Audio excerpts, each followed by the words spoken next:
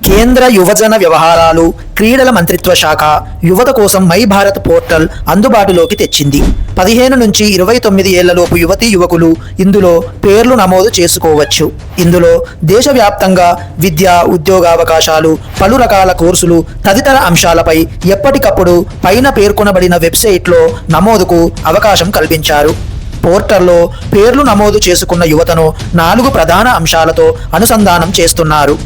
ప్రభుత్వ సంక్షేమ పథకాలు, కార్యక్రమాలు, వాటిని సద్వినియోగం చేసుకునేందుకు అవసరమైన అర్హతలపై అవగాహన కల్పించడం, ఎంచుకున్న రంగంలో నైపుణ్యాలు పెంపొందించుకునేందుకు అవకాశాలు, వసతులను వివరించడం, సామాజిక బాధ్యత పెంపొందించేందుకు యువత ఉజ్వల భవిష్యత్తు లక్ష్యంగా వివిధ సంస్థల భాగస్వామ్యంతో కార్యక్రమాలు చేపట్టడం, వ్యాపారాల్లో యువత రాణించేలా PMEGP ప్రధానమంత్రి ఉపాధి కల్పన కార్యక్రమంలో రాయితీ ఎలా పొందాలన్న సమాచారం పోర్టల్లో వ్యాపార అందుబాటులో ఉంటుంది. పారిశ్రామికవేత్తలతోనూ మాట్లాడే అవకాశం కల్పించి సందేహాలు నివృత్తి చేస్తారు.